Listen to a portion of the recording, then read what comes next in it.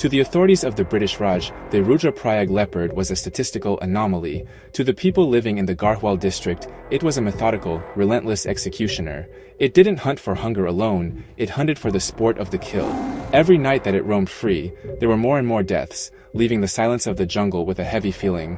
The terror would last for 8 years and, reportedly, leave 125 people dead in its wake.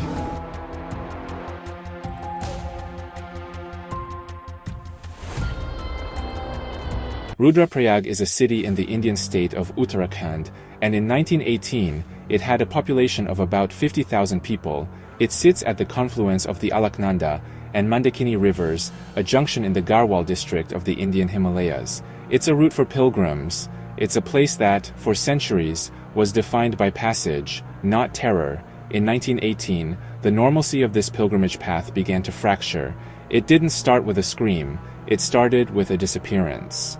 A traveler would take a path from one village to the other, and was expected to arrive by dusk. They never did.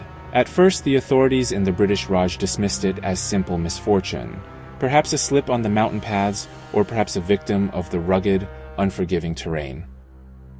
They assumed the predator was a common leopard, opportunistic and shy, but they were gravely mistaken. This wasn't a lowly scavenger searching for an easy meal.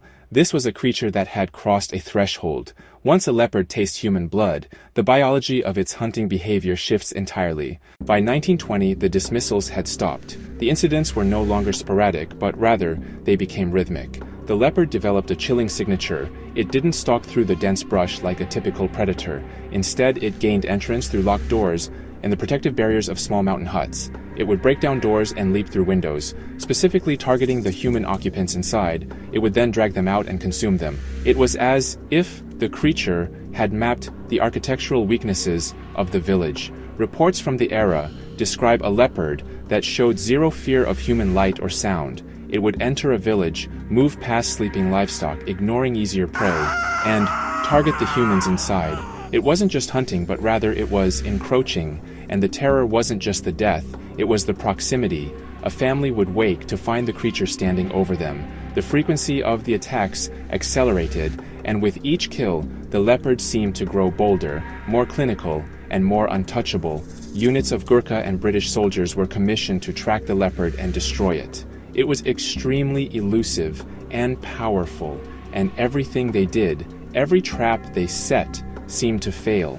The leopard was able to pull its leg out of a steel spring trap, claw out of a falling box trap, escape from riflemen waiting to ambush it as it crossed a rope bridge over a ravine. Hunters who were offered compensation for killing the leopard also failed. Superstition began to take hold of the village, with many of the residents believing that the creature was supernatural. The villagers stopped looking for answers and instead started looking for exits. By the time Jim Corbett was called in, the district was effectively paralyzed. Corbett had a reputation for hunting and killing man-eaters. He was also a tracker who understood the specific, perverse intelligence of a man-eater. He arrived to find the locals deeply traumatized and in a state of fear. They weren't dealing with a creature they could frighten off with torches or noise. They were dealing with a ghost that left footprints. Corbett began mapping the attacks. He looked for a pattern, a logical progression of movement. What he found defied the biological standard. Most man-eaters are elderly or injured, driven to easy prey by an inability to catch faster game. The evidence that he found suggested something different. This leopard was at the peak of its hunting condition, and carefully choosing its targets. It was navigating the terrain in ways that implied it had learned the patrol routes of the local guards. Corbett realized he wasn't just hunting an animal, he was hunting a creature that had evolved to live within our civilization's blind spots. The world is full of dark and disturbing tales of terrifying creatures, and we've barely scratched the surface. Don't miss out on our weekly uploads. Please like and subscribe and stay close.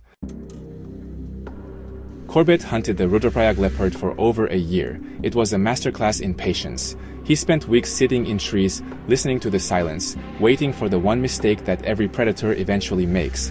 The challenge wasn't just the terrain. The verticality of the Himalayas meant the leopard could disappear into the cliffside in seconds. The challenge was also the psychological exhaustion. Corbett would set traps, only to find them bypassed. He would follow tracks that suddenly stopped on sheer rock faces. It was a high-stakes game of sensory deception. The turning point came when Corbett stopped treating the leopard like an animal and started treating it like a tactical problem. He began to anticipate its exit strategy after a kill. He stopped focusing on where it was but rather where it had to be to survive the sunrise. Eventually, Corbett identified a path that the leopard frequented and waited in a mango tree for 10 days. In May of 1926, the silence finally ended. Corbett shot the animal and then tracked it to where it expired. It was a large male that measured 7 feet and 6 inches long. Its death also revealed a potential reason behind the attacks. The autopsy showed a creature that had been physically ravaged by internal parasites, perhaps explaining the irritability that pushed it toward its man-eating behavior. But the damage it inflicted wasn't just physical, it was a permanent scar on the district's history. The leopard was reported to have killed 125 people. Corbett believed that the actual death toll was much higher. This leopard proved that nature doesn't need to evolve into a monster to become one. It just needs to find a vulnerability. The monsters were never imaginary. We just got comfortable.